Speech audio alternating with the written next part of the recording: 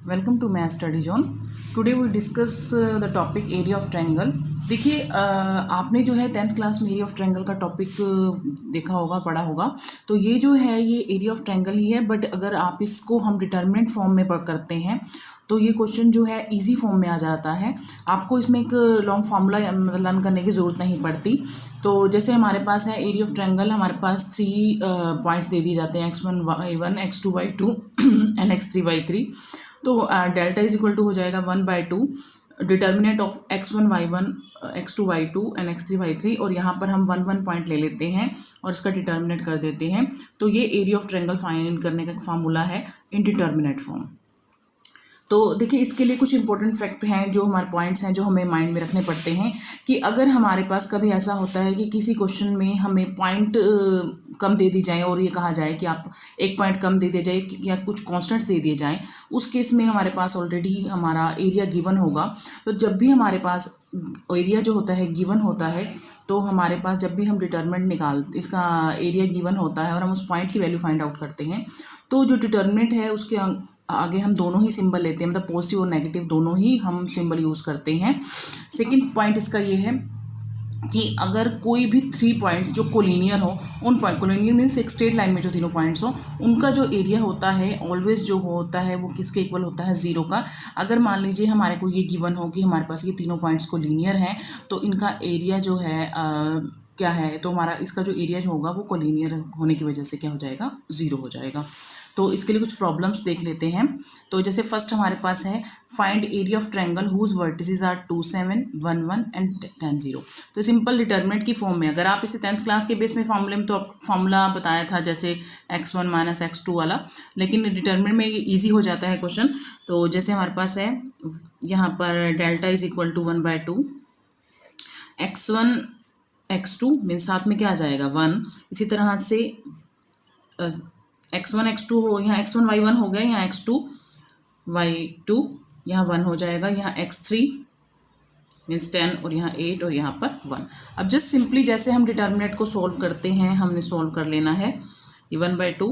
जैसे यहाँ पे हम 2 के रिगार्ड इसमें करेंगे तो हमारे पास क्या आ जाएगा, इसको ड्रॉप कर देंगे तो 1 1 8 1 -7, तो 1 1 10 1, फिर पॉजिटिव हो जाएगा, तो इसको ड्रॉप कर देंगे तो दैट इज़ 1 1 10 और 8।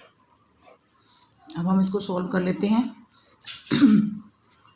ये हो जाएगा 1 - 8 -7 1 - 10 +1 8 - 10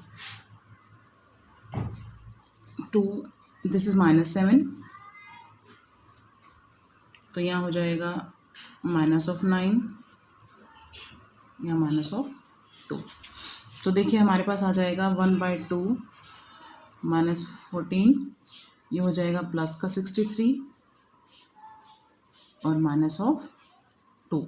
तो देखिए जब आप इसको सॉल्व करोगे तो हमारे पास आएगा 63 और में से हमारे पास 16 माइनस करना है हमें, तो हमारे पास आ जाएगा 47 अपॉन में 2 स्क्वायर यूनिट। ये हमारा इसका आंसर आ जाएगा। इसकी कुछ और प्रॉब्लम्स देख लेते हैं, सिंपल थी। हाँ जी, जैसे इसकी सेकंड प्रॉब्लम है find the value of k if area of triangle is 4 square unit and vertices are there. जैसे मैंने आपको कुछ पॉइंट्स बताए थे, उसमें मैंने बताया था कि अगर एरिया हमारे पास ऑलरेडी गिवन होता है और हमें किसी की वैल्यू फाइंड आउट करनी होती है, तो हम उसको क्या लेकर चलते हैं, एरिया को पॉजिटिव और नेगेटिव, डिटर्मिनेंट को पॉजिटिव नेगेटिव। तो अगर डिटर्मिनेंट की साइड लिख दो या एरिया की side, both are same thing. तो हमारे पास क्या है, जैसे हमारे पास है यहाँ पर डेल्टा इज इक्वल टू 1/2, तो यहाँ आ जाएगा K01 401 021। मैंने तीनों पॉइंट्स लिख दिए हैं। तो मैंने बोला आपको कि इसका एरिया क्या गिवन है हमारे पास, +-4, बिकॉज 4 स्क्वायर यूनिट गिवन है।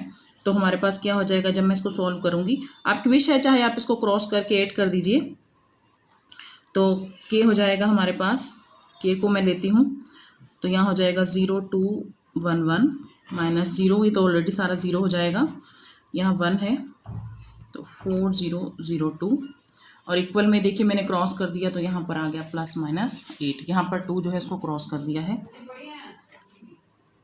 यहाँ आ जाएगा 0 माइनस 2 माइनस 0, यहाँ है 4 to the 8 is equal to plus minus 8 k, तो ये होगा -2 के plus of 8 is equal to plus minus 8 k. तो देखिए हम इसके हमारे पास 2 केसेस बनेंगे, एक बनेगा -2 plus 8 is equal to plus of 8 k, एक -2 plus 8 is equal to minus of 8 के।